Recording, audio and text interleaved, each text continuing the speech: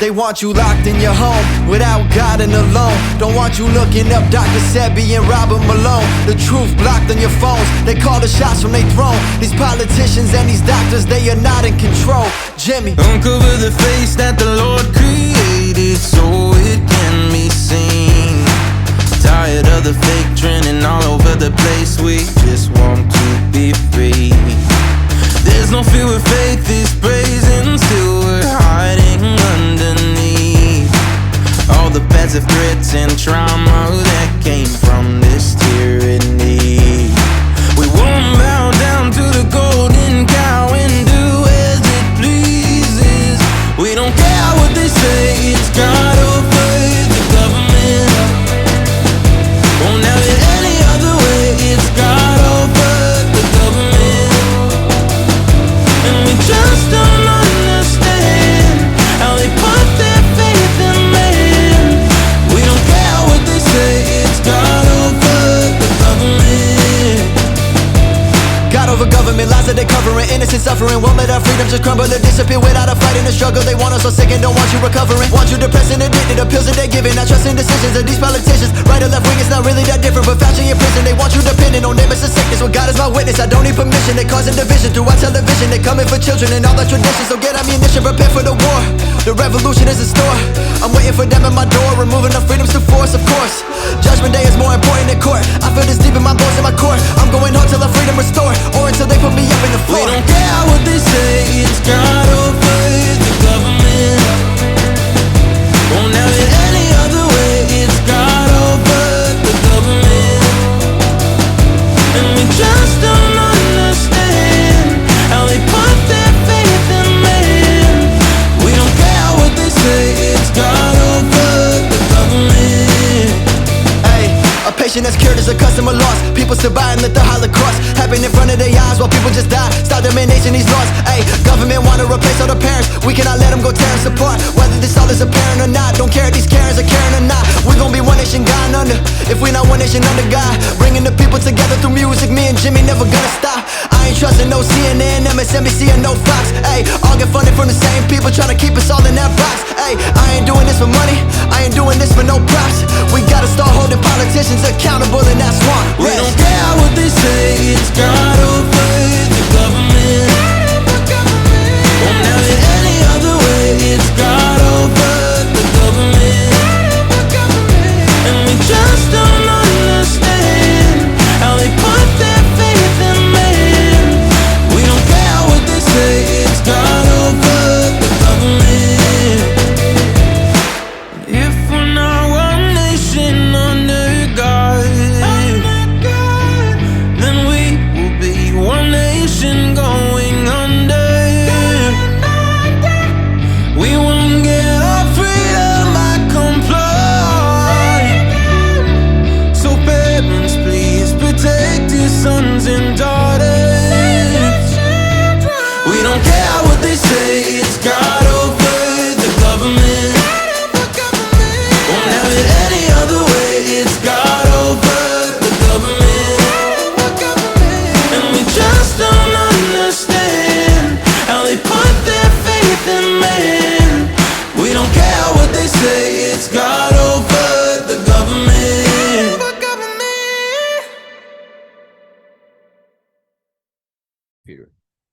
What up, friends and foes?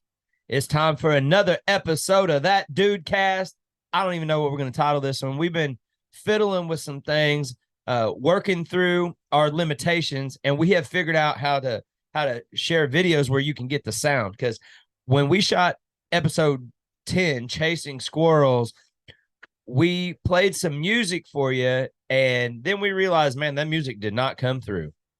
And that was kind of frustrating, because then in video editing, it took some real fancy maneuvering in order to, we had to download some songs and then embed them into the episode. And that was kind of frustrating. And I wasn't about to pay for no Doja Cat music. It was too bad. It was too terrible. You kind of get a little bit of a sound of it when we were in that episode, but it was just, it was atrocious music. And I wasn't going to do that to you. And I dang sure wasn't going to give $2 or $3, whatever it was, for it. So we just made it work. And then what's crazy about it is I paid for those songs, and then I'm giving those artists some basically some just some props and praising the things that they've done. And then YouTube flags it and says that I copyright infringement. I don't know. I don't know. I would think that if you had good music and you had people that were promoting it and saying, man, this is really good, can you hear the difference? You would want people to be able to do that, and you would make it free to air in that format. But hey, whatever. It is what it is. So one of the things that we're going to do here is we are going to watch some videos, and we're going to go to some of the different sites that we like to go to source information. And so I'm going to go ahead and share the screen. We're on this screen over here. Oh, I did something that I already messed it up. This is a new feature for us. So I'm going to stop the share. I'm going to hold on a second. All right. You got to bear with us. We are what we are, and we know some things. We understand some things that are very important, but the technology and bringing it to you thing is kind of challenging. So it is what it is. Dr. Barker, what's going on good in your world? I don't even know, man. I'm just happy to be here, and I'm honestly glad that we figured out, which seems so ridiculous, that we wouldn't know how to play audio on a Zoom stream, but it is what it is, man. We've worked through it. We are now here. It only took us till the 12th episode to figure out that we needed to, when we went to share the screen, we needed to share the sound and optimize for a video clip. And then bam, now when we're able to do that. And this is a fantastic website for sharing videos. Where's another one that I thought that I had up here? I thought I had up. Yep. This is another place. It's kind of BitChute's kind of clunky to navigate sometimes, but I mean, they put up here what they want to go to the top of the feed. So I run into a lot of problems too with BitChute, just like basic streaming problems where it won't stream or it hitches up, which most video sites don't even have those issues anymore, but I still like it, man. BitChute has good stuff. I like rumble.com, and I wish that it wasn't so difficult to get that Dudecast to upload onto Rumble, but it is difficult every single time. Yeah, BitChute and Rumble remind me of like the truther stuff that was on YouTube like 6-7+ years ago. That's how it used to be, and not anymore though. Those are the places that you have to go now to be able to get that forbidden type information. But this banned.video, BANNED, it's really about as good as it gets as far as being able to go somewhere and get something that is high quality, that is really good information.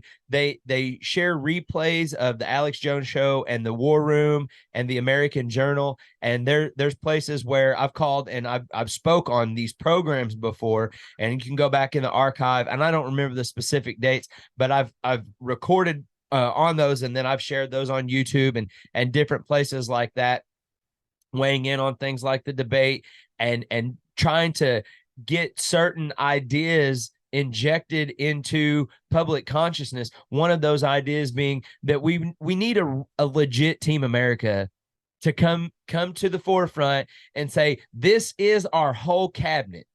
This is the team that is going to really represent you going forward, instead of fighting back and forth amongst each other. Like, I get so tired of Trump and DeSantis back and forth against each other, because I think both of them care about the United States. Now, some people will disagree with that. There's some people that think Donald Trump is the Antichrist. Sure, man. Okay.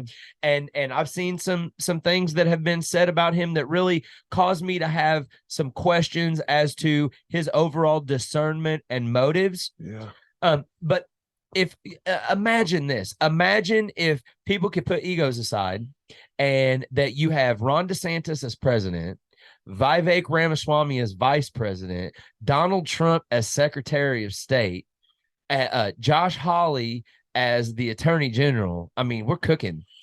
Yeah, man. It would be like you said.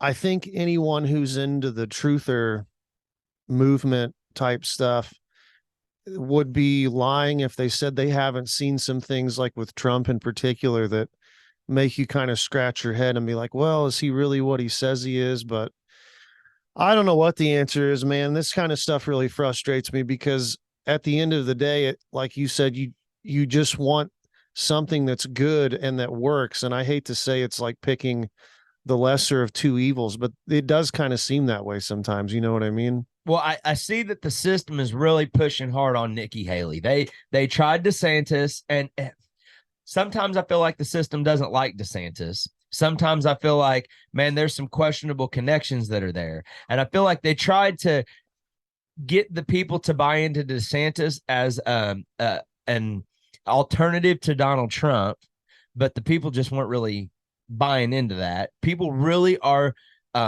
they like Donald Trump. And I don't think it's so much Donald Trump as it is the sentiment that caused people to like Donald Trump, being that America first, populist wave of energy that came through.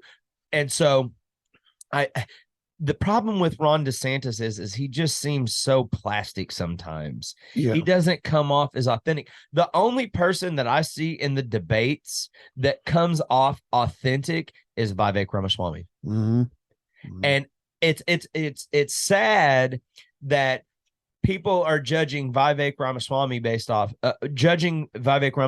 unfairly based on the things that Obama did. And I don't like that. And then there's a lot of Christians who are like, well, he's a Hindu. Okay. Well, I encourage you to go to truestreality.com and check out chapter 5, The Invisible Foundation of Reality. And you can understand from that diagram how somebody could be culturally a Hindu, living in the zone of light, influenced by the standard that God has given us to work out for the good of those who love God.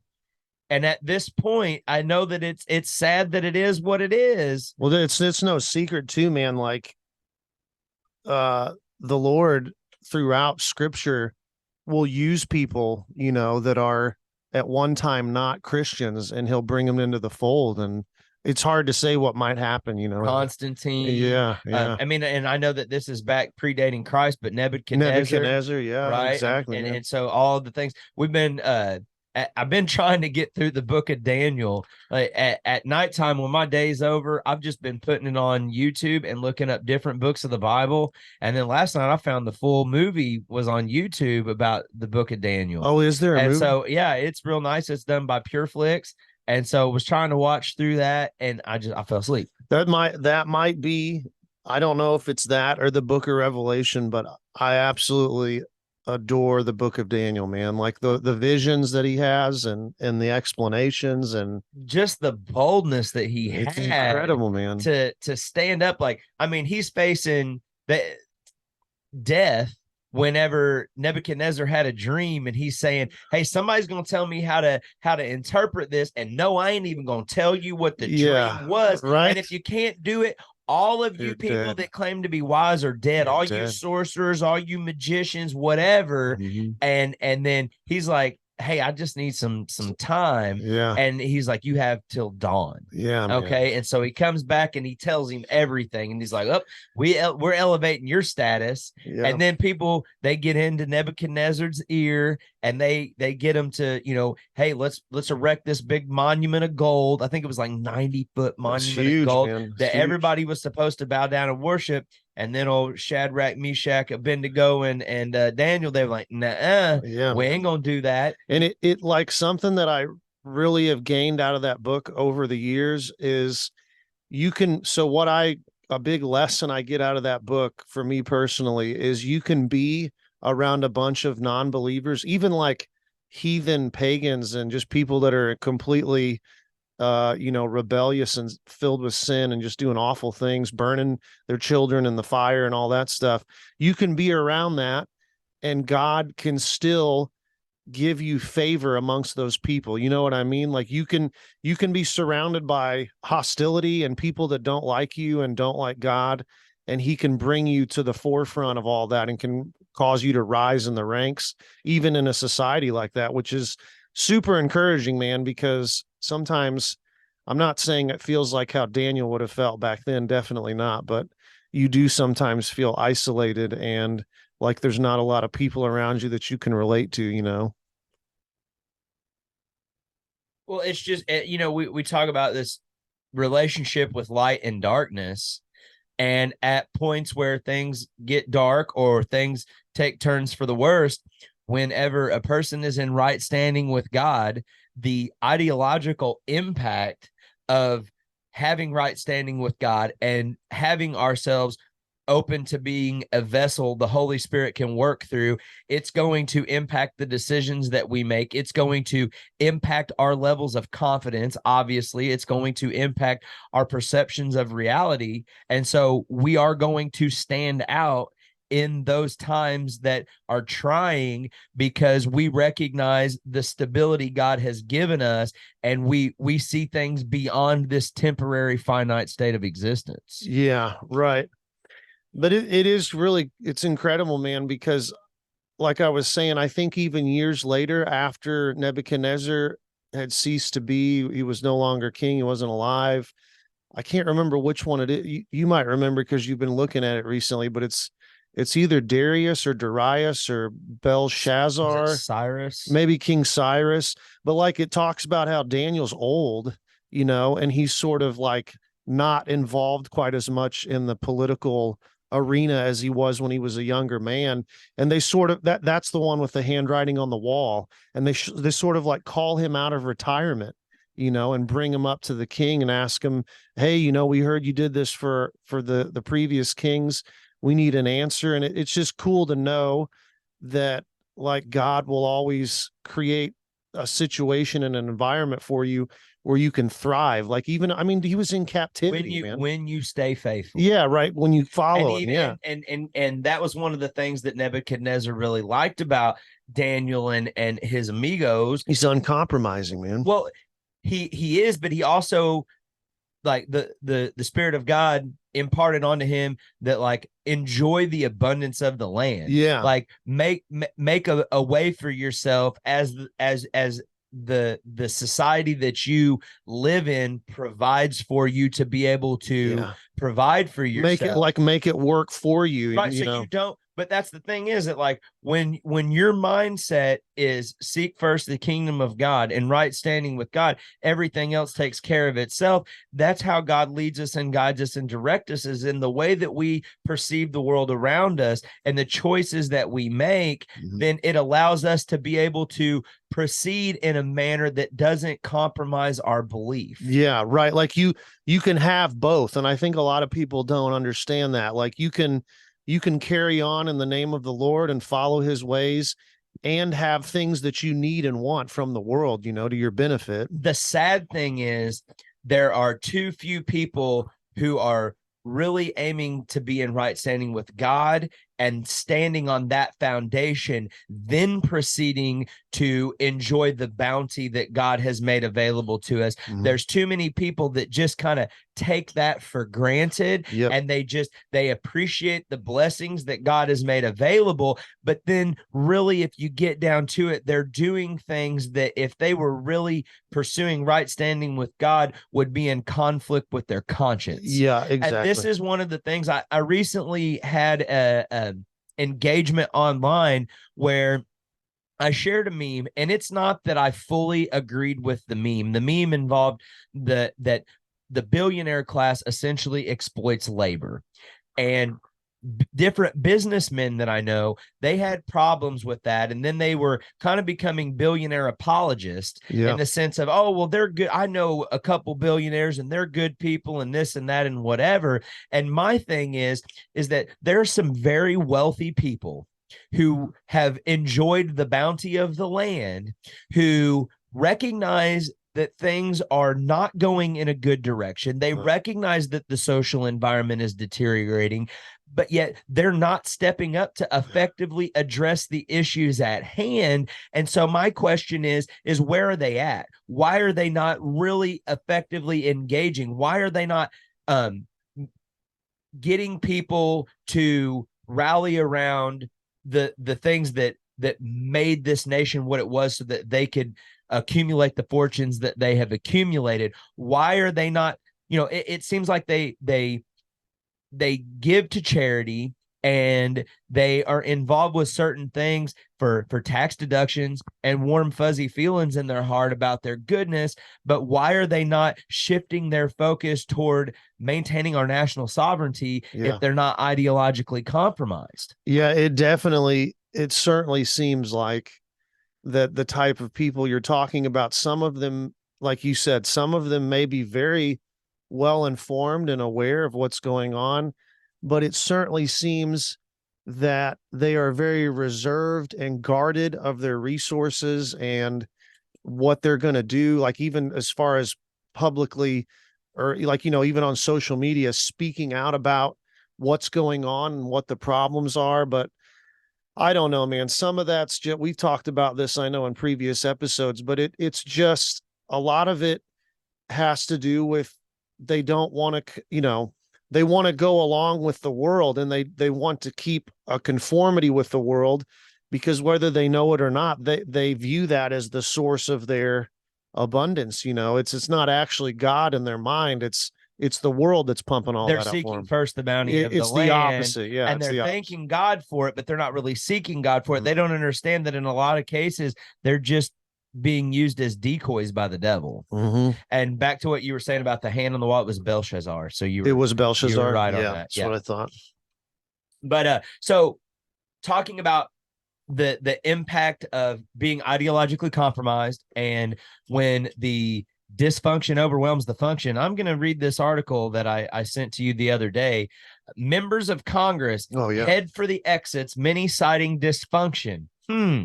More than 36 incumbents have announced they will not seek re-election next year. Some are running for other offices, while others intend to leave Congress altogether. Folks, I'm going to go ahead and say it before, because I read part of this article. I did not read it all the way through. I'm going to go ahead and just step out here and say this. I've said this before. The United States is broken at a federal level. We are not going to be able to fix the problems that exist in our society at a federal level. I'm going to go ahead and tell you what the remedy is. The remedy is that the states who actually care about traditional patriotic America first, they are going to have to bring all their resources back together, and they are going to have to unify and temporarily suspend federal jurisdiction over their states. I know that might sound like a really daunting task. I don't think it's going to be as daunting as what maybe some people want you to think that it is, but we have to bring everything back to the state level, and we need to get our houses in order at a local and state level, and then unify as a coalition of America First states who completely, and I'm not saying secession because those are war words. I don't want war, but we have to do that, and we have to turn some of this land over to people so they can settle it, and so that they can make use of it, kind of like the Homestead Act. There are millions of acres of natural resources that we can use, and then we also need to turn our eye to all of these people that are coming through our southern border. And I don't know that mass deportation is going to be the right thing. I think maybe if we provide people with that option, okay. But I just recently took a trip out west. Let me tell you what, there's a whole lot of space out there. I think that would be a great place to make huge cities, new cities that could function for an America First agenda. Go ahead and help these people that are destitute, that have been run off from their lands by the United Nations objectives of bringing the whole world under their dominion. 1/5 of the United Nations budget comes from the United States. So in a lot of ways, these immigrants who have come through, they believe that we're the great Satan. And the only way that we're actually going to be able to convince many of them otherwise is if we show them some Jesus, right? And if we love them and we help them to assimilate to our way of life and get them to appreciate the opportunities that are available through liberty, and we build these cities that can serve the functions and the needs that we need to have. and those people can go there and they can make a life for themselves, but the land that would be just given away to the people, that would be reserved for real American citizens. This is funny, but this is a semi-related note, but I'm going to forget it if I don't say it. But did you see that story that came out about in San Francisco? You know, the whole city, especially the downtown, looks like a post-apocalyptic wasteland, and it's just there's just tents everywhere. Well, they cleaned it up when old Xi Jinping So did came you in. see that? Did you see that? Did you see that clip of Gavin Newsom where he says some people are saying that we did all this because the big fancy leaders are coming to town? And that's true, because it's true. I mean, just real sleazy. Well, you were just talking about the America First thing. You know, it's like, this is that to me, that kind of stuff is very, very, very telling. Like, that shows that these people are just what everyone's been saying for years. They're not American. They're not Central They American. serve the hand that feeds them. Yeah, right. Exactly. It's very telling. So let's dive into this article, and then we got to we're not going to be able to go on for 2 hours today. Dr. Barker's got places to be and things to do, and I've had a very busy week myself, and so let's just go ahead and get into this, and then we'll weigh in on it. And at some point, I would like to be able to show the new trick that these medium-aged dogs have learned today about how we can play video now and you can hear the sound. But here's what it says. It says 11 are running for the Senate, 5 for state or local office, 1 for president of the United States. Another is resigning to become a university president, and more say they are hanging up their hats in public office altogether. Wonder who's going to replace them. More than 36 members of Congress have announced they will not seek re-election next year, some to pursue other offices and many others simply to get out of Washington. 12 have announced their plans just this month. The wave of lawmakers across chambers and parties announcing they intend to leave Congress comes at a time of breathtaking dysfunction on Capitol Hill, primarily instigated by House Republicans. Did you catch that? Yeah. They're blaming it all on the Republicans, folks. That was really caught my attention. That's like in the first paragraph of the article, I think. Well, there is still a battle amongst the Republicans. If you're a Democrat, you are either consciously taking a part in the systematic destruction of the United States, or you are a woefully ignorant tool of tyranny. Okay. The Republicans, they still have some people that are taking part in the systematic destruction of the United States, and possibly there's some people there that are woefully ignorant tools of tyranny. But the Republican Party is the only party where you still have people that are fighting for that America First agenda. Okay. No, just had to point that out. The chaos has Republicans increasingly worried that they could lose their slim House majority next year, a concern that typically prompts a rash of retirements from the party in control. But it is not only GOP lawmakers who are opting to leave. Democrats, too, are rushing for the exits, with retirements across parties this year outpacing those of the past 3 election cycles. And while most of the departures announced so far do not involve competitive seats, given the slim margins of control in both chambers, the handful that provide pickup opportunities for Republicans and Democrats could help determine who controls Congress come 2025. I like the work, but the politics just no longer made it worth it, Representative R.U.A.A.E.C.2 Blumenauer, Democrat of Oregon, said in an interview. He announced his retirement last month after more than a quarter century in the House. I think I can have more of an impact on a number of things I care about if I'm not going to be bogged down for re-election, Mr. Blumenauer said. And that's Mr. Earl Blumenauer. 20, you said a quarter century, right? More than 25 he's been in there years. 20 something, man. Yeah. Wasn't supposed to be that way, but I mean, some people have made it a career, and that's tough. Like, when I hear term limits, I think, okay, I see the point when you want to get rid of the Chuck Schumers and the Dianne Feinsteins and the Nancy Pelosi's and the Mitch McConnells and different people like that. But then you got Rand Paul, and you've got Ron Paul, and you've got people like Matt Gaetz. And I want to see those people in there. If there's good people that are principled, I don't want to force them out just because they've been in there too long. I like that experience when it's good, but when you're controlled by the lobbyist and you're serving special interests that are in conflict with the best interest of the people, then I want you to be pushed out. I would like to say that we should be able to look the voting record and the financial portfolios, that should be disqualifying factors. You know? Yeah, you look at like that's such a good example, Ron and Rand Paul. I used to follow politics super closely, like especially around the early 2000 teens. I don't know how to phrase that, but I used to really follow politics. And a lot of people nowadays, especially people in the truther communities will, they'll swear categorically that every person on either side is bought and paid for. And I mean, that's a crazy thought to me, but I guess what I'm trying to get at without ranting on here is there's got to be people that are good that are left. There has to be some in there. And I don't know exactly who they are. I assume like Rand Paul and Ron Paul were some of them. I think total it's probably close to less than like 10%. Well, okay, so there's 435 members of Congress. Yeah.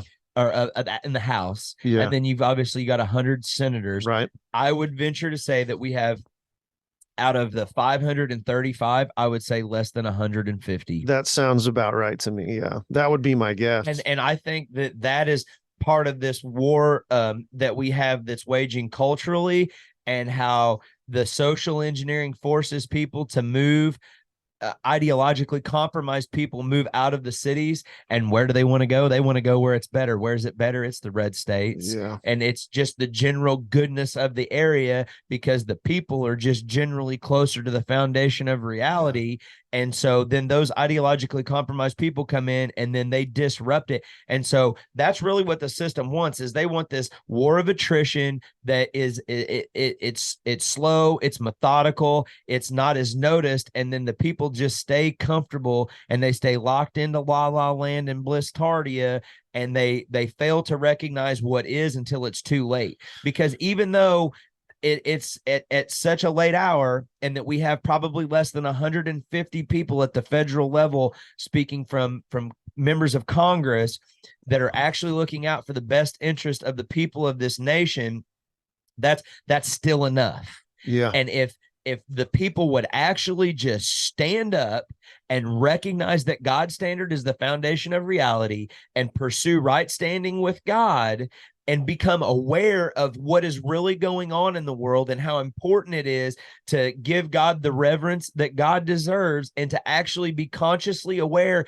of how impactful it is that we have that mindset, and that we're actively seeking God to say, God, what do you want me to do? What is my role in this?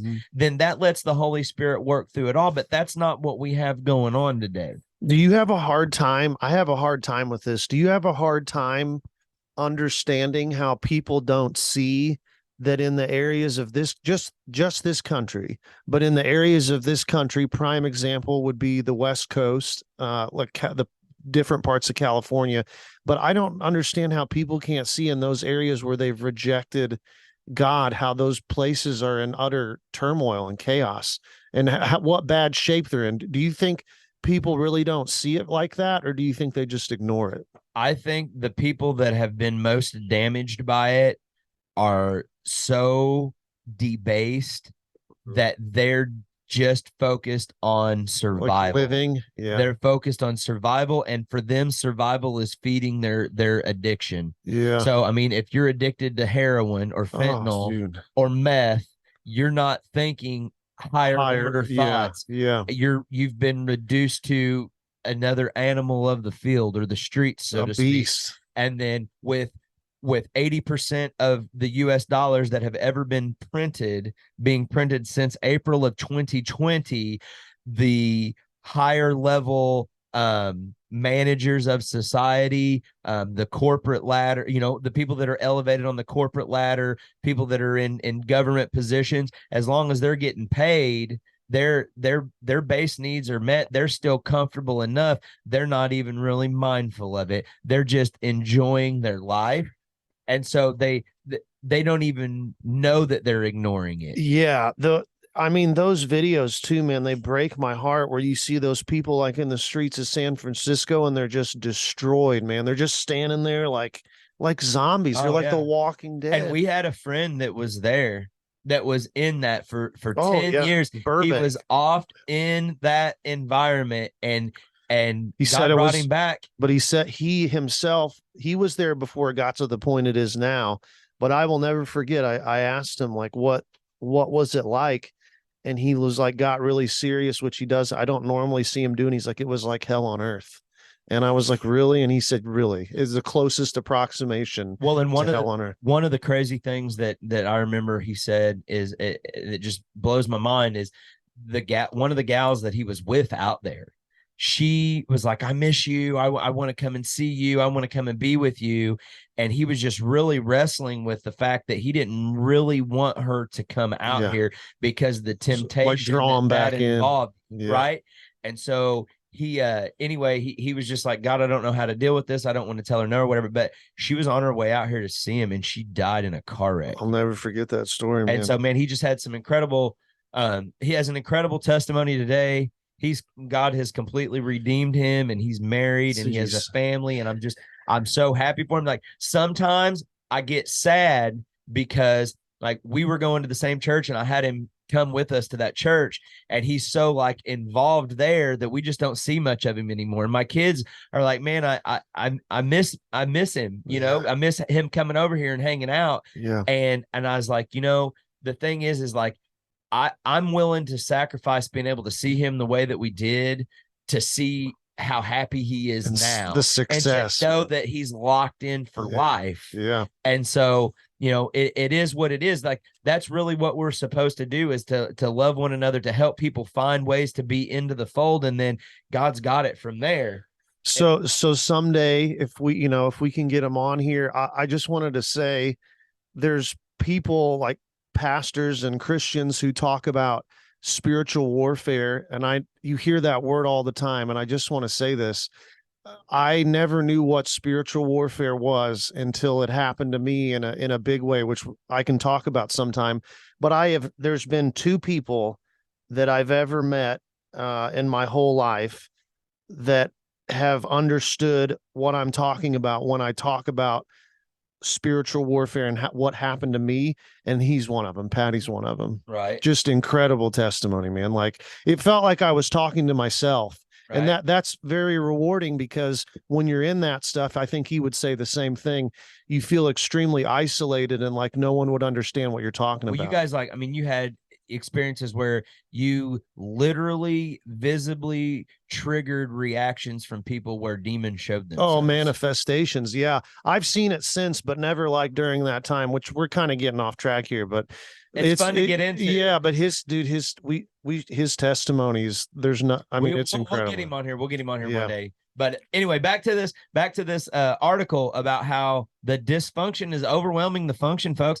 It's got to come at a local level, and we've got to do the things that need to be done here. And we need to really, honestly, just quit wasting our time at the federal level. I mean, can you imagine if states came together and said, we ain't sending our tax dollars over to you no more. We're not cooperating with you anymore on any level. You are totally dysfunctional. We're done. How do you think that plays out, man? How do you think? Oh, no, hold on. We'll talk about that in a minute. All right. As lawmakers consider their futures in Congress, they are weighing their personal sacrifice required to be away from the loved ones for much of the year against the potential to legislate and advance their political and policy agendas. In this chaotic and bitter environment, many are deciding the trade-off is unappealing. This session, said Representative Dan Kildee, Democrat of Michigan, has been the most unsatisfying period in my time in Congress because of the absolute chaos and the lack of any serious commitment to effective governance. So the Democrats they just want the Republicans to roll over. Folks, you cannot compromise with people that are wrong. At some point, folks got to stand up, and this is what's going on right now. You have that small group that I talked about earlier, probably less than 150, that are standing firm, that know the Constitution, and they are banding together because they recognize they're kind of the last best hope to hold this country together, to keep us from descending into chaos, because these ideologically compromised people who are pushing an agenda that involves the end of America's national sovereignty and merging us into a global government meat grinder, those people that are standing for America's first, they're not going to go along with it. But these people that are compromised, all of the Democrats, whether they're aware or they're not aware, and a large part of the Republicans, they are serving the hand that feeds them. And I've laid that out here on that dude cast in the very first episode, that there is a concentrated effort to bring this country into a global government. Okay. It's not a conspiracy theory. It is a conspiracy fact that this is taking place. Okay. And so some of these, and I'd say Mr. Kildee here, he's probably not fully aware that he's a tool of tyranny. Okay. He just knows that the people who are funding him to be able to be in Washington, D.C. are putting pressures on him, and he's not really able to deliver. And it ends up being these long, drawn out discussion sessions where they're trying to find ways to compromise, and he's run up against some people that are just like, nah, we ain't gonna go no further. This is dysfunctional. So anyhow, the dysfunction in the House majority only made the calculation easier, according to Mr. Kildee. That has contributed to the sense of frustration, he said, and this feeling that the sacrifice we're all making in order to be in Washington, to be witness to this chaos, is pretty difficult to make. So basically, the Republicans that are battling for the fate of this nation, for America first, they're finally getting a backbone. And it's nice to see that Kevin McCarthy is gone, because Kevin McCarthy is the system. I'm not saying that Mr. Johnson is the perfect solution as the Speaker of the House, but it seems as if he's more willing to do what needs to be done for the America First agenda, and releasing the footage of the January 6th tapes was a big step in the right direction. So Representative Anna G. Eshoo, bless you, Democrat of California, also announced she would end her 3-decade career in Congress at the close of her current term. One of her closest friends in Congress, Representative Zoe Lofgren, another California Democrat, told her hometown news site San Jose Spotlight that there was speculation Miss Eshoo, bless you, was leaving because the majority we have now is nuts, and they are. But Miss Lofgren added that that's not the reason she felt it was her time to do this. My dad was calling me. Hold on. I had to hit ignore. Sorry, old man. I'll call him back in a minute.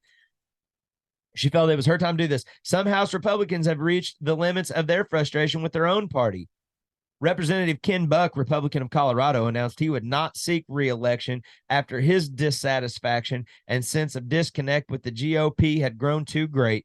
Mr. Buck, who voted to oust Representative Kevin McCarthy from the speakership, has denounced his party's election denialism and many members' refusal to condemn the January 6, 2021 attack on the Capitol. So people are putting pressure on him to act as if the 2020 election was all on the up and up, and January 6, 2021 was one of the worst days in U.S. history, similar to Pearl Harbor, right? the first legitimate insurrection that was unarmed, right? Yeah. I mean, just crazy talk. And what you don't hear about is that in like the sometime in the 80s, there were some activists that bombed the Capitol. Yep. And that lady was pardoned by Bill Clinton. Yeah, she was pardoned for sure, man. Okay. And they did way more damage. Yeah. Okay? It's all about optics and politics. So we lost our way, Mr. Buck told the New York Times this month. We have an identity crisis in the Republican Party. That's the people that want to sell you out into the global government meat grinder, and the people who are standing up for America first. If we can't address the election denier issue and we continue down that path, we won't have credibility with the American people that we are going to solve problems. I agree with him right there. But it's, what is your angle on that? What is your perception of that situation? Representative Debbie Lesko, Republican of Arizona, said in a statement during the speaker fight last month she would not run again. Right now, Washington, D.C. is broken. It's hard to get anything done, she said. The trend extends even to the most influential members of Congress. Representative Kay Granger, the 80-year-old Texas Republican who chairs the powerful Appropriations Committee, hey, you know what? It was time for her to go anyway. Okay, 80 years old, you don't need to be there. You could be an advisor. I think maybe 70. Once you hit the age of 70, you shouldn't be holding that seat, but you can just be an advisor. Anyway, she's a Republican. And she announced she would retire at the end of her 14th term at $175,000 a year. Lifetime benefits. Even if her party manages to keep control of the House, Ms. Granger, the longest serving GOP congresswoman, faced term limits that would have forced her from the helm of the spending panel. Thank goodness that they had term limits there after, a 14th term. Few of the retirements thus far appear likely to alter the balance of the power in Congress, where the vast majority of House seats are gerrymandered to be safe for one party or the other. Prime exceptions include Senator Joe Manchin of West Virginia, whose retirement will almost certainly mean that Republicans can claim the state Senate seat and get a leg up to win control of that chamber. And then George Santos, what a joke of a representative. Dude is just a total fraud. Have you heard about this dude? No. Okay, he's lied about so many things to his constituents, and he is homosexual. He's not homosexual. I don't know, man. No one knows for sure. Dude's messier than white shoes in a mud run. Okay, he's just saying what he needs to say so that he can be in there. Like, it really is shameful that he is a Republican member of Congress. Like, it's a joke. I like the one you used is it Mr. Kildee? You call him a tool of tyranny, man. That sounds like a old 90s WWF name or something, man. The tool of tyranny. That's what a lot of them are. A lot of them, and they some of them realize it, some of them don't. Okay, but they're tools of tyranny. So is the guy? Is this one? Is he? He's not. He's like a closet homosexual, or no one knows, or there's rumors, or what? So I don't know. He's right. Cross-dressing and all kinds of stuff. Yeah, that's proven. Yeah, I'm very certain that I'm not just pulling that out of thin air. No, I believe you. It's just funny to me that it would be up in the air. And he's a Republican. Okay, yeah. Like, what are they doing? You know what? A lot of this stuff started when they started putting Bruce Jenner on Fox News dressed like Caitlyn Jenner. Woman of the Year. It's a mess. Anyway, prestigious. So here's all, and it could be Jorge. I don't know. George Santos. Let's see here we go. Let's check his Wikipedia page. Yeah, we don't have to dig too deep, but that is just very let's go to his personal life. Let's really dig into his personal life. I'm sure it'll be 100% factual on Wikipedia. Well, you know what? Wikipedia, I found Wikipedia to be pretty accurate on a lot of things. It's good, but it's good enough. Okay. Yeah, there are times where I wonder. But look at this. I mean, he just started, and look at all the crap about him. Okay. He's something, dude. How old is he? 35. 35. Yeah, I mean, he just started. All kinds of just shadiness around him. And I haven't read all about him. Okay. Yep. He's openly homosexual. Oh. He's gay as not happy. He's gay as in homosexual. And he was married to a woman for 7 years though. Oh, so good. Wouldn't that make him bisexual? I think we can confirm 100% though that he is really confused. Yeah. And that he is too ideologically compromised to be a representative in the United States government. Just how do you explain that? Oh, for 7 years I was in a relationship where I was not attracted to my partner. I don't understand that stuff, man. And then a switch flipped. I mean, there's multiple people that I went to high school with that got married and had families, and then all of a sudden realized, hey, I think I'm a butt pirate. I don't know. I don't get it. I don't get it, man. I do not understand how. I don't even know how women like us necessarily. I've got a really hairy butt. Okay. I could probably braid my chest hair. I'm bald up top, right? But my wife loves me, right? And I definitely don't understand how somebody could wind up being a homosexual. at least on the man side, like ladies are beautiful, right? And I mean, I keep that in check, and I don't let my thoughts run random. I stay totally focused on my wife, right? But I mean, I can still recognize that other women are beautiful, right? So like, I see the appeal of that, Right. and honestly, I don't think anybody's really born that way. I think it is it's a combination of environment, not just the environmental factors like the endocrine disruption and the chemicals that we have that are getting into our systems and disrupting our hormones, but the social environment of, oh, you're kind of soft, you must be gay. Well, there's got to be a spiritual component to it too, man, because like, do you ever think about this? So a guy becomes a homosexual, and then what do? They start acting like a woman, and Sometimes. then some of them, and then they all, like, a lot of them talk a certain way, and it almost seems like there's like a spiritual force behind that, like they adopt the same mannerisms. Romans 1 and 2 is pretty giving you clear about over how to it that. gives you over to that reprobate mind, Yeah. and you just fully, that becomes your new identity, and your conscience becomes seared, and then you got that mental inertia that starts rolling, and then you recognize that you don't recognize this because you don't want to. You avoid the truth. You put the blinders on. Yeah. And a big part of that is because if you recognize, man, I'm off base here, that means I've been off base for a long time. And then you got the shame and the regret and all of that, and just that energy that mounts up, and getting those people to recognize, man, I'm not right here, and I've been wrong for a while. It just gets to be where it's easier to just avoid awareness and just can continue on in your sin. Because I mean, if you like physiologically loved like you were saying, the appearance of a man, and that's what you decide, like, that's what I've always liked.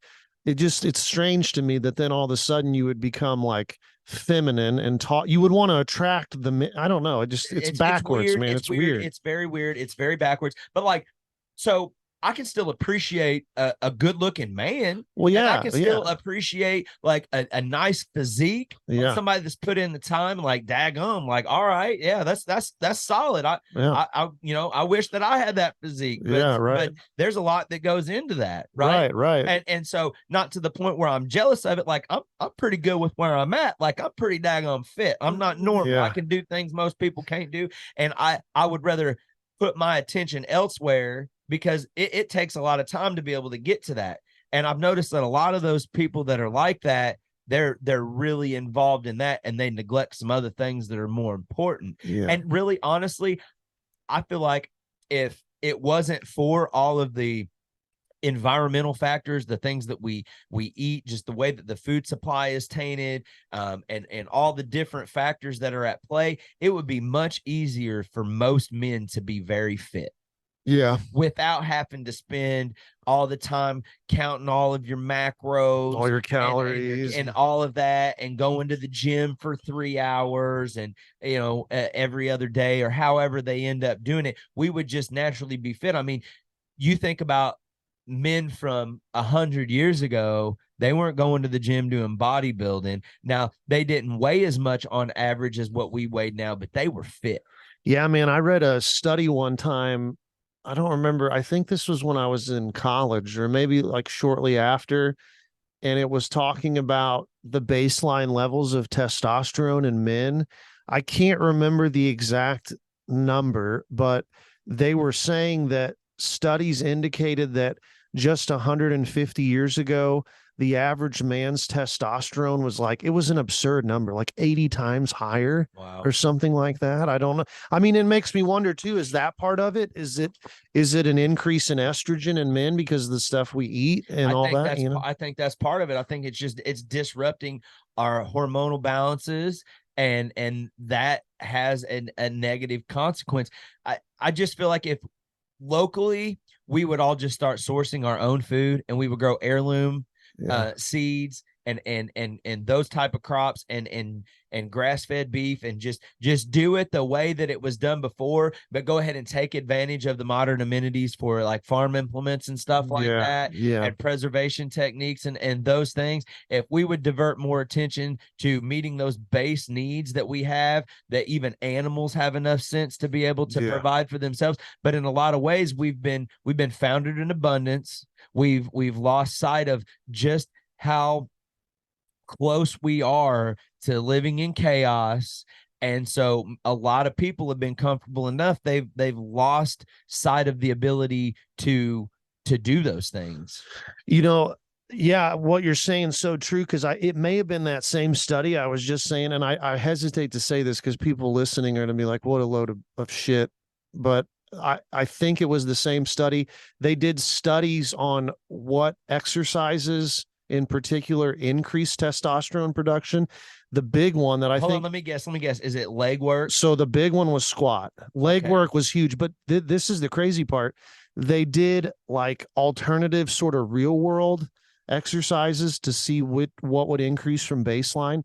And the biggest one of all, chopping wood, man. Chopping That's one wood. of my favorites. And man. so they like measured a before and after, which is insane to me, because that almost in and of itself indicates design, because it would be like a reinforcement, like. So like I don't always lift heavy, because like sometimes it makes my back get aggravated. Oh yeah, because I had like one time in college, our coach had us do this kickoff drill, and we had it was full go kickoff drill.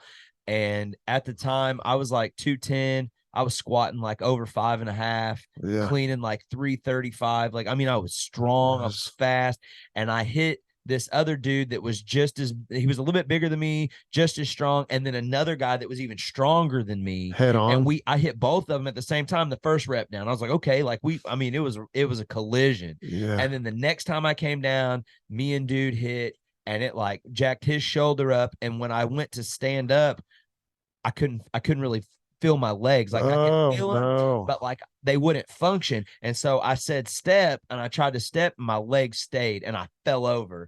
And I crawled off the field. I could not stand up erect. Dude, that's scary, man. And I couldn't like sit. I had to be leaned over like I was really super old, and they were going to call an ambulance. I was like, I ain't trying to ride no ambulance. And so I called my girlfriend, who's now my wife, and I said, baby, you need to come and get me.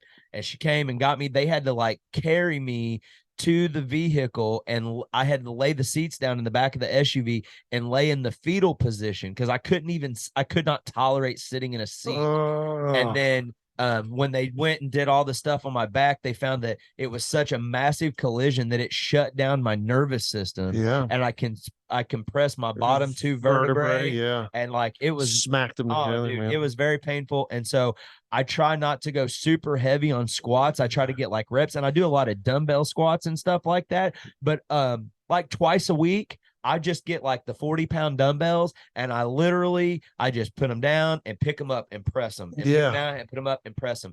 And then I do a lot of stuff with coaching my kids' sports teams, and I'll do like the warm-ups with them, and I'll go out there and I'll engage with them to get that same type of just basic calisthenics work.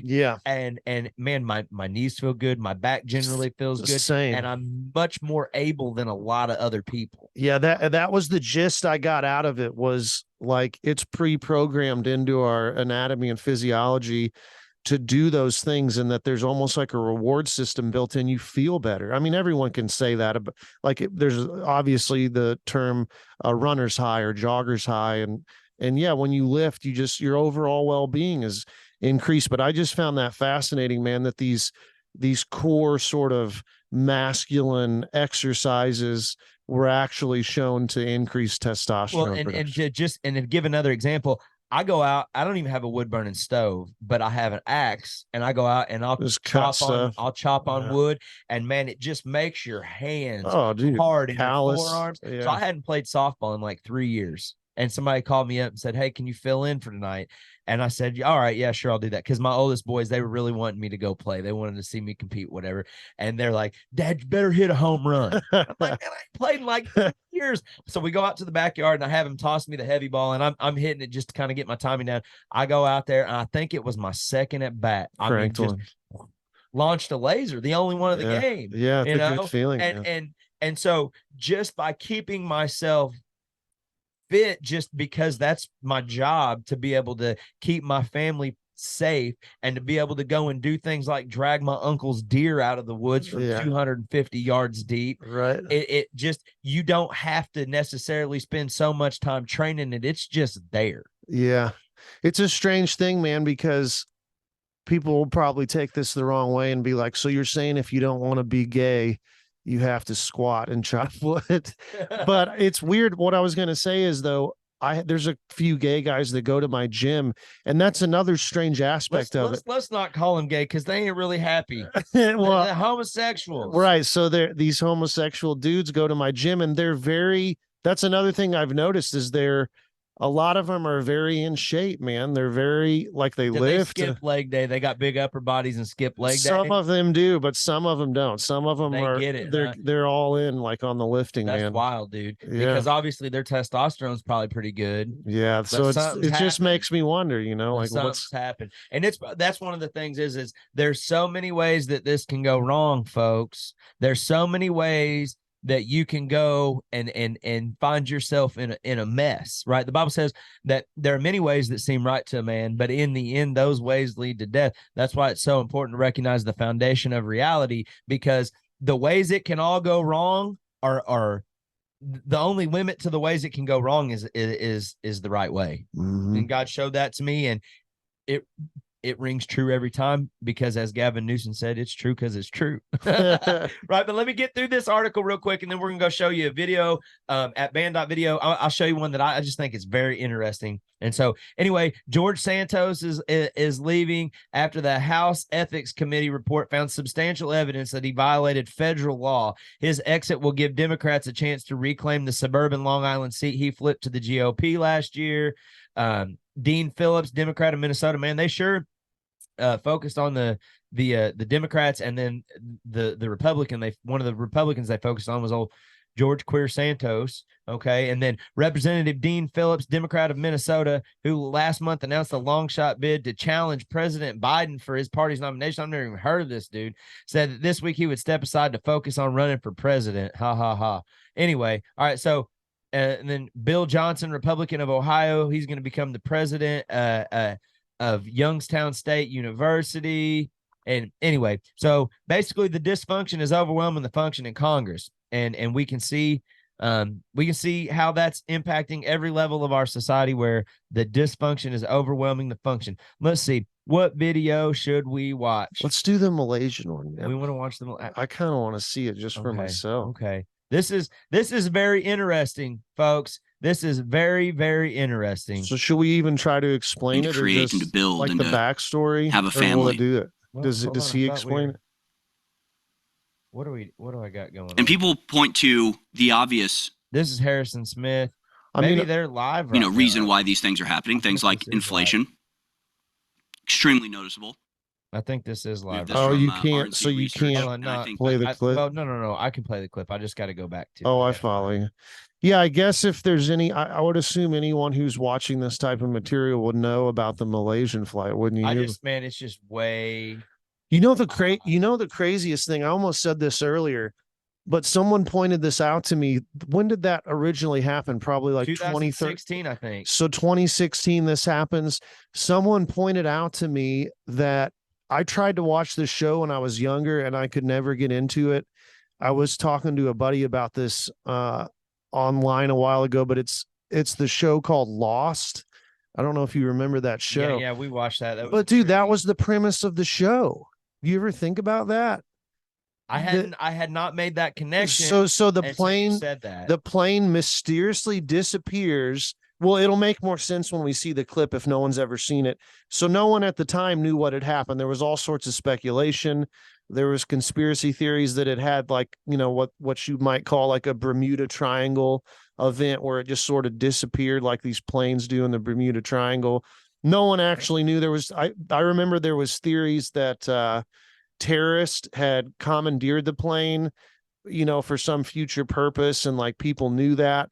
But the one thing that people did know was there was a lot of, I don't even know the phrase to use, there was two in particular top tier scientists that had worked on some really important projects on the plane. I don't remember their names, but maybe it'll say it in the video.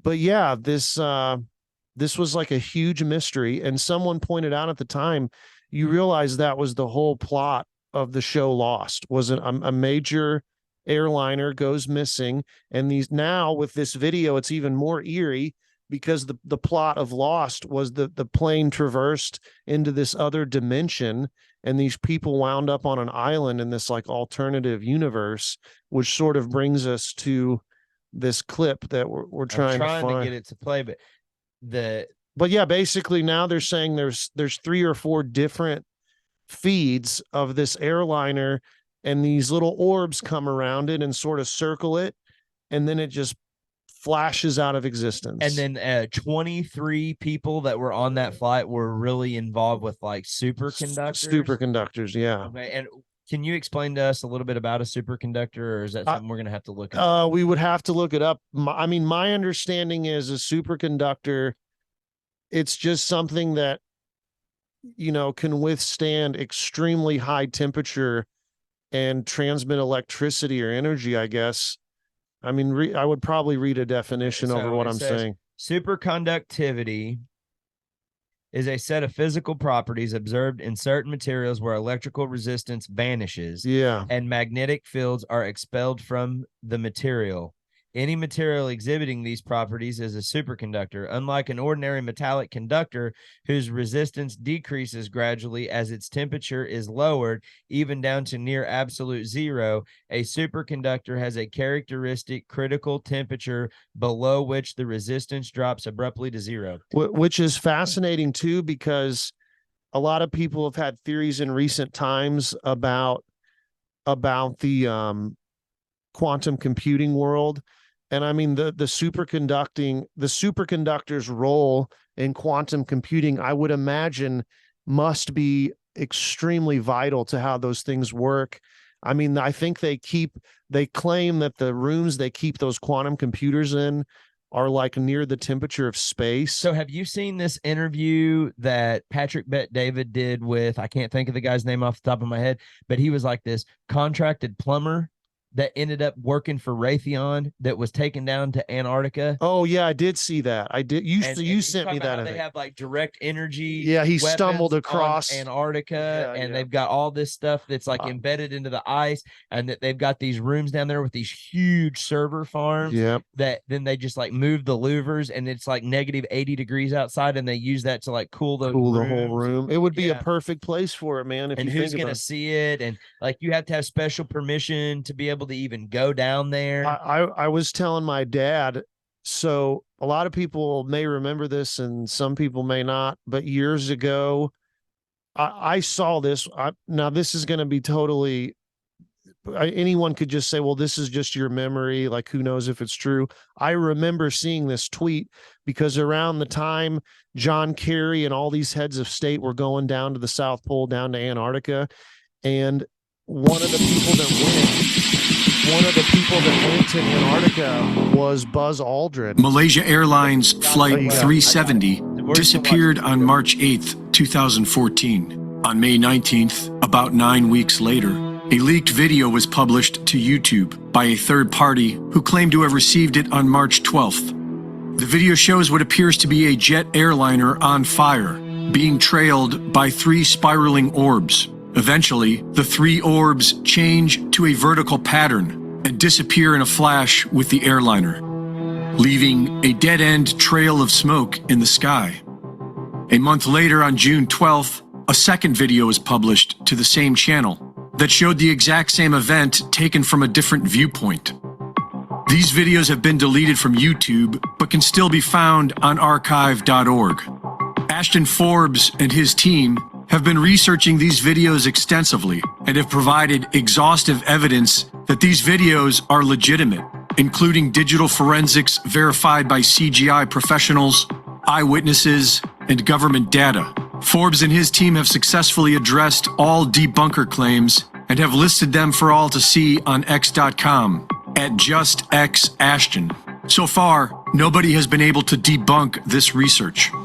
Their research shows that the first leaked video was taken from a pair of American signals intelligence satellites known as R.U.A.A.E.C.2, twin satellites capable of creating 3D stereoscopic images by capturing two slightly different views. The twin R.U.A.A.E.C.2 satellites are logged at the exact location, time, and apparent angle required to have captured this video. This event occurred at around 2:30 in the morning. It was completely dark. The wavelengths captured by these cameras are for detail, and the stereoscopic effect allows for added depth perception. The source of the second video has been identified as an MQ-1C Gray Eagle unmanned combat drone with infrared and thermal technology. This video focuses on the heat signature, and the man responsible for leaking these videos seems to be Lieutenant Commander Edward Lin. He was accused of being a spy, but court transcripts prove that this was just spin. The details of his crimes, including the time they happened, are redacted, but it came out in the trial that the classified information in question was published on the internet, and Lieutenant Commander Edward Lin had full security clearance to the same technology used to capture these videos. Using Inmarsat's satellite ping data and military radar to track its path, and eyewitness testimony to verify it, Forbes put together the final flight path of Malaysian Airlines Flight 370. On March 7th at 1642 UTC, Flight 370 takes off from Kuala Lumpur International Airport. At 1721, the plane abruptly turns back towards the nearest airport in Penang. A witness on an oil rig reported that the plane was on fire. Several witnesses along the East Coast reported hearing a loud bang and seeing a glow coming from the plane as it passed overhead. At 1752, the co-pilot's mobile phone pings the local tower. At 1840, an eyewitness on a boat reported that the plane was glowing orange and appeared on fire. The Inmarsat ping data shows the same sharp left turn that we see in the videos, and then abruptly goes to zero as the plane disappears. The CCP released Chinese satellite images that appear to be 3 orbs. They first claimed it was debris and later said that releasing the image was a mistake. According to Chinese media, 19 families have signed a statement claiming they made calls that connected to missing passengers after the disappearance, but without an answer. Some people are saying this was alien UFOs saving a plane from crashing, but this doesn't explain the fact that 3 different advanced US military surveillance cameras captured this one event. 23 of the passengers on board were related to free-scale semiconductors, a field leading the development of superconductor technology, which is what this appears to be, some type of superconductor targeting system for teleportation, which is reminiscent of what the Nazis were doing with their highly classified Die Glocke project. Luminous objects like this were first reported in May of 1940 as Germany invaded Belgium, and by 1942, several people began reporting them, starting in the skies over Germany. American pilots during World War II called them Foo Fighters. And let's not forget Gary McKinnon, who in 2002 was accused of perpetrating the biggest military computer hack of all time, and who claimed to have seen evidence of an advanced off-world military fleet. Greg Reese reporting.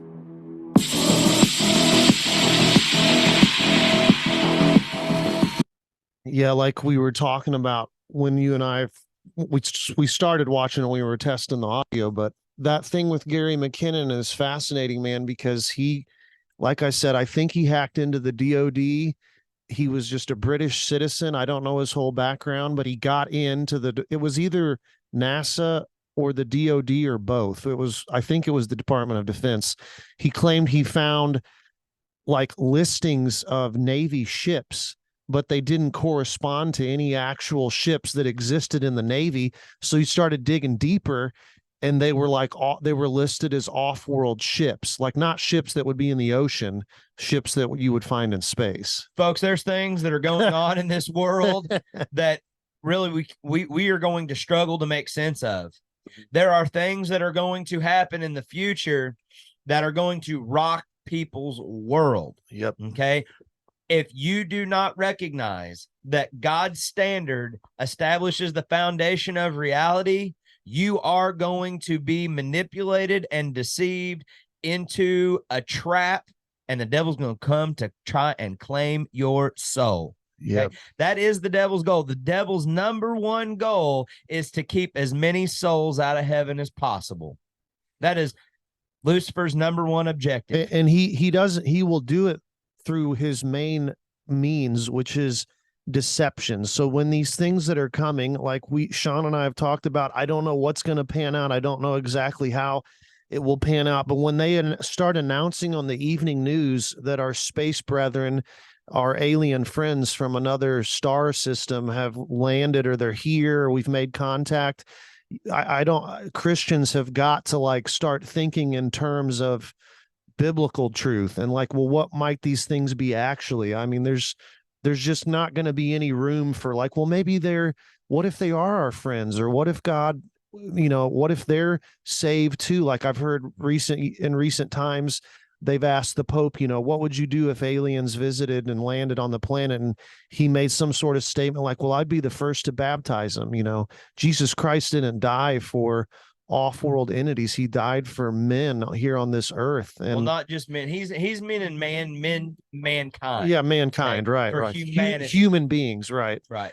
But yeah, man, there's that video creeps me out. I don't want to go back on this tangent, but when I had a lot of spiritual warfare stuff going on in my house, and this is a common sighting by people who go through this stuff, I would see these weird like orb things in my living room, especially. I have no idea what they are. I spent a lot of time trying to figure it out, but I think what Sean said is important to remember. There are things in this world that are happening and have been happening, and I think it's going to get more out in the open and more visible to the human eye that we just simply cannot wrap our minds around. And it's going to be too much. It's going to be a lot to take in. Yeah.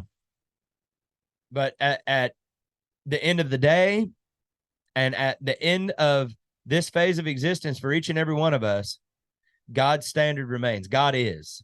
And God has made a way for each and every one of us to have equal access to the Almighty through Jesus Christ, who died for our sins, because we can't make it up there on our own. We can't. We're broken creatures. We're a mess. Okay, we can't on our own stand in the presence of the Almighty. Okay, but Jesus stood in the gap for each and every one of us, and God's got something out there ahead of you. He's already provisioned it in time and space. It's just a matter of, what are you waiting on? What is keeping you from seeking right standing with God, so that God can show you what's out there waiting for you to do for the betterment of mankind, so that you can be blessed by default. Amen. Think about it, folks. Amen. Y'all have a good one. We'll see you next time. God.